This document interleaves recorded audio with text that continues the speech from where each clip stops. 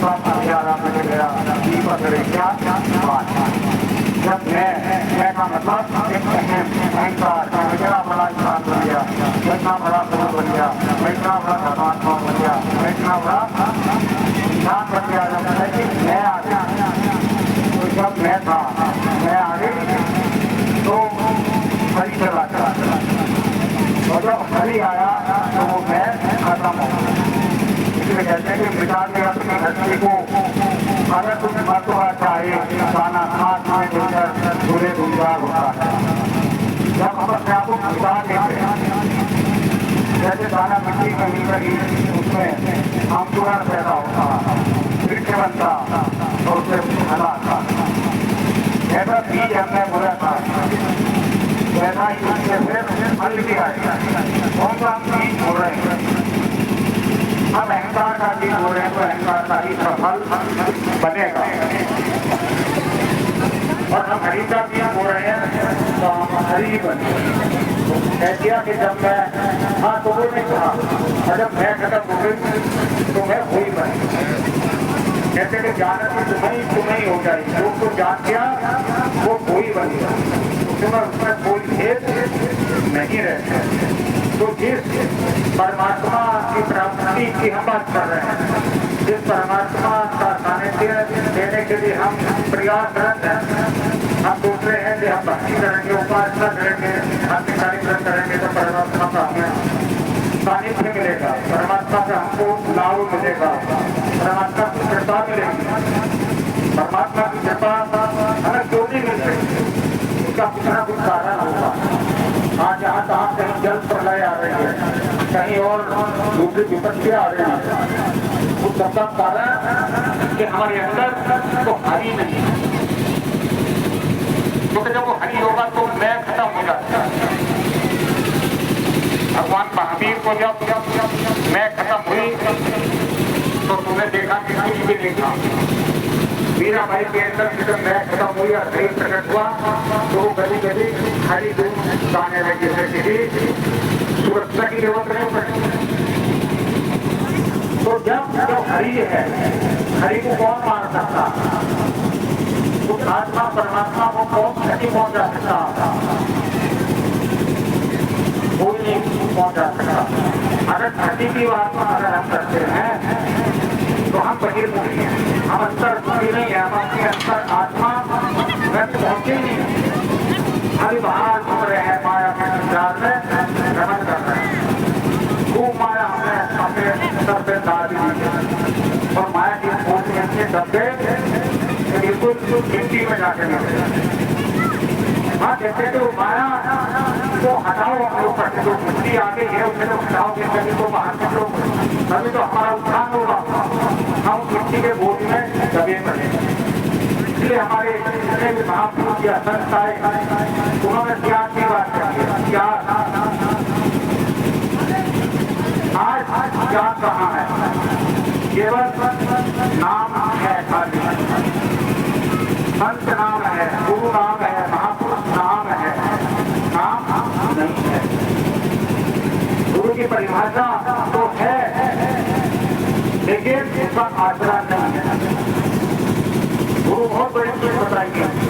गुरु को भगवान के ऊपर का दर्जा दिया गया कि गुरु गोविंद का उठाने का लागू पाए कल्याणी गुरु आपने गोविंद जी को बताया। गुरु रे ब्रह्मा, गुरु रे विष्णु, गुरु रे देवो महेश्वरा, गुरु रे साक्षात पार ब्रह्म परमात्मा। जिसको पार ब्रह्म परमात्मा तक की उपाधि दी गई, तो क्या वो भिक्षा नहीं करेगा? ठीक मांगेगा? तो सत्संग का यही उद्देश्य है, यही मतलब है, यही महत्व है। अब उसी से प्राप्त होगी अगर हम उसे मायने समझें, उसका हमें अनुसरण कर दिया, उसका आचरण कर दिया। हम सत्संग में तो भूल जाते हैं, वो बढ़िया सत्संग हैं, रोज सत्संग भी कर रहे हैं, सुन रहे हैं, लेकिन अपने जीवन में नहीं उतार रहे, जीवन में नहीं उतार रहे। खाली दिखावे का है कि हाँ जी सत्संग में करो, सत्संग करो और दूसरों को लूटते रहो। ये सत्संग है, सत्संग नहीं है। सत्संग में ज्ञान होता, ज्ञान सत्संग का नाम है। अपने विचारों को त्यागना, जो माया का पर्दा हमारे ऊपर पड़ गया वो हमने काट रखा है, उसका त्याग करना। जो अहंकार हमारे अंदर आ जाए किसी प्रकार का, उसको अलग करना, ये है सत्संग, ये है गुरु का सानिध्य, ये है गुरु के प्रति समर्पण। लेकिन समर्पण कहाँ करना है?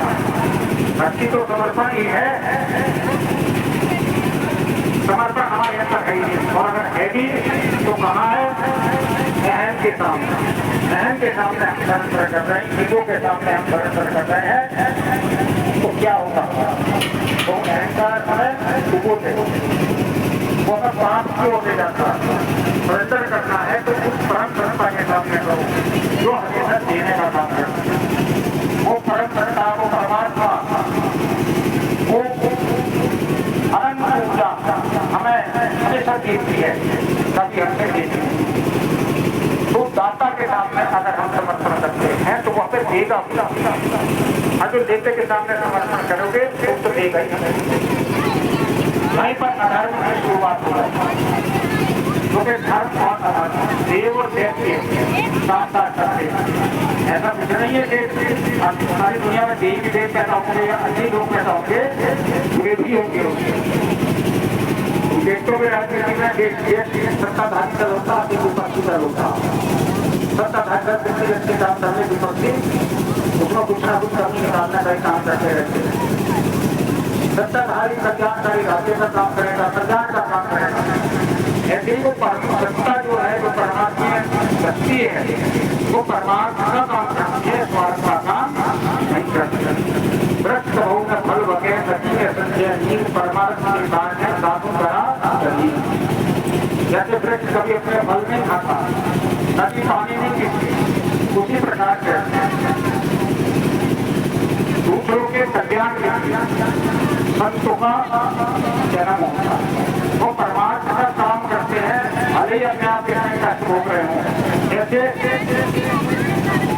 ना पानी में पड़ गए, लेकिन उसमें जो बैठा उसको पार करके ये काम होता है गुरु का, परमात्मा का। स्वार्थ का काम नहीं होता। अगर स्वार्थ का काम आ गया तो वो गुरु नहीं। जिस नाम में हम बैठे हैं उसमें देख लो किसमें कुछ है, इसमें भेद भेद तो नहीं है। धोख के बजा के देख लो, आप धोख के बजा के देखते ही नहीं। आप ये सोचते हैं कि अरे सही बात बताओ तो कुछ लोगों को बहुत बुरा लगा। मैं सच को बोलूं, सच बड़ा कड़वा लगता है। मेरा अपना बहुत बड़ों के बोल आगे से करवे लगे मिलते हैं, बड़ा कड़वा लगता है। जितना जाते फूल खाते हैं, खैर खाते बड़ी किसी कुछ दिनों के बाद शुगर भी हो जाती है और सारे हमारी बॉडी तंत्र को खत्म कर देती है। तो ऐसे ही गुरु होता, वो कड़वा जरूर होता, बाहर से लगता हमें कड़वा है, लेकिन अंदर से वो बहुत दयालु भक्त मालूम। अगर हमने उसके अपने किसी बुजुर्ग को देखो, वो अपने बच्चों के कल्याण के लिए भाई के लिए काम करेगा। अगर वो डांटता है, हटाता है, समझाता है तो उसके हित के लिए सुनाता है, लेकिन अज्ञानता मत उसे वो पूरा करता। अगर किसी का बच्चा दुर्व्यस्त में बच गया, उसके माता पिता उसको समझाते हैं तो उसको बहुत बुरा लगता। हमें मिले क्यों डांट रहे हैं, क्यों समझा रहे हैं, क्यों बता रहे हैं।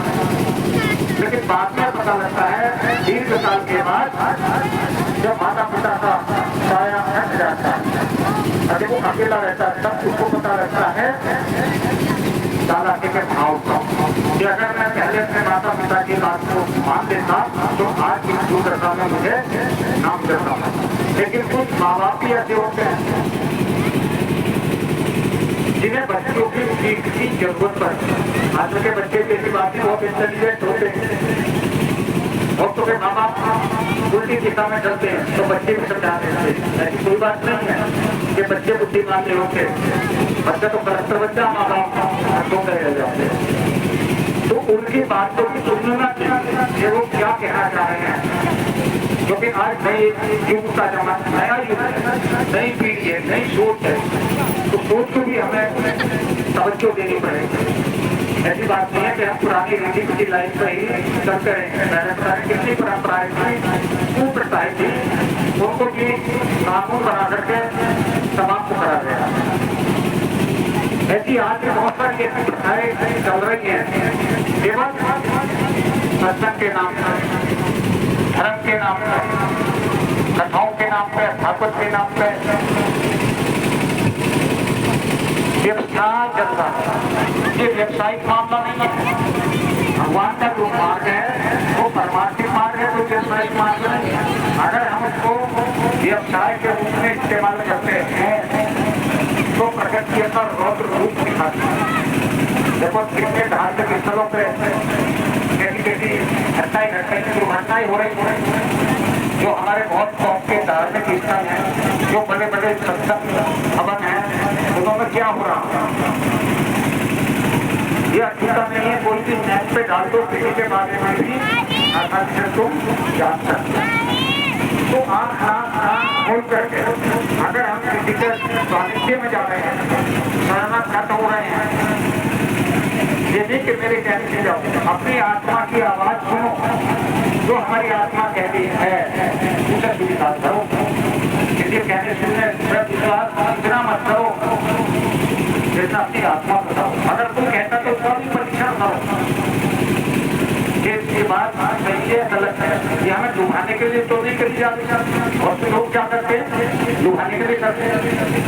लुभाने से उन्हें लाभ होगा, लेकिन हमारे यहाँ कोई लाभ नहीं है। अगर लाभ नहीं तो फिर लुभाएंगे किसी को। जो भी यहाँ बताएगा वो सत्य बताएगा। हमने कह रखा है जो बात हकीकत की है, सत्य है, वो बोलना, गलत मत बोलते, हम गलत को बोलते। सत्य बोलो, सत्य नहीं देते, सत्य की हमेशा ठीक होती है। सत्य को तुम दबा दो लेकिन खत्म नहीं करती। अंधेरा कितना ही गहरा हो, जब चिंगारी अंधेरे को आज जैसी खत्म कर देती है। तो ऐसी जो ज्ञान है जो सत्य में आधारित है वो अजर अमर अविनाशी होता है। वो बहुत ही प्राचीन चलता है। जब तक ये सृष्टि रहती है तब तक सत्य का अस्तित्व है। लोग तो अपने आप अलग होता रहता है। तो इसको सब कहा गया, सत्य को सब कहा गया। तो सबका मतलब है सत्य कहना। जैसे भूख है, प्यास है, गर्मी है, सर्दी है, मान है, अपमान है, सम्मान है, सबको ध्यान करना बोल दो तो लोग ना गाली दे सकते हैं। ऐसी बात नहीं। उसके हम वहाँ गिरा दोगे तो बहुत अच्छी है। और तुम उसका विरोध कर दोगे तो बहुत बुरा आदमी। तो तुम्हें अब शब्द भी सुनने पड़ सकते हैं, तो वो भी सहन करना पड़ेगा। सच बहुत ऐसा होगा ना, ईश्वर को उसका रूप माना गया सत्य। तो ईश्वर से कोई टक्कर ले सकता, कोई नहीं ले सकता। जो देगा ये उसका खत्म होगा। ईश्वर से शक्तिशाली कोई नहीं है। हमें ईश्वर के विरुद्ध करते हैं, प्रकृति के विरुद्ध करते हैं, परंपरा के विरुद्ध करते हैं, तो उसका विरोध जो करता है वो ऐसा वो कर देगा। पूरा ध्यान कर रहा है। पूरे धर्म ग्रंथों को पढ़ के देख लो, जिन्होंने धर्म के नाम पर, जैसे कुतरीक था अमेरिका, तो तुमने नाम सुना ही होगा, नाटक से देखते रहते होंगे कभी कभी। वो नकली करके भगवान कर दिया था, तो उसका क्या हाल हुआ? पंखा बंद कर गए थे तुम? तो नकली तो बहुत बन जाता है चलाने का। डोरी है नहीं हो जब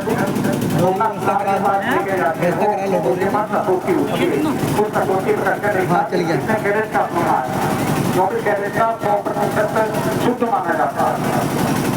लेकिन जिसको बोध नहीं है, जिसको ज्ञान नहीं है, वो पीले रंग की धातु को भी सोना समझता है। मुझे नहीं पता क्या उसके लिए कसौटी है। बिजली के तार में बिजली आ रही है नहीं आ रही है कैसे पता लगेगा? कैसे पता लगेगा? जब तो इसलिए टेस्टर आता। तो ऐसे हमारे धर्म ग्रंथों में भी ये बातें बताई गई है। ये पहले टेस्ट तो कर लो भाई, जिसके प्रति तुम समर्पित हो रहे हो, समर्पण कर रहे हो, जिसको तुम सब कुछ दे रहे हो, इसके लिए उसके परीक्षण तो कर लो, उसके बारे में कुछ जानकारी तो हासिल कर लो, उसका आचरण तो देख लो। आपने तो देखा ही नाव का परिचय करा बस मान गया। हाँ जी ये मान रहे हैं मनोज जी, तो मैं भी मान लूँ, सुनहरी लाल मान रहे तो गिरधारी लाल की टोपी मान लो।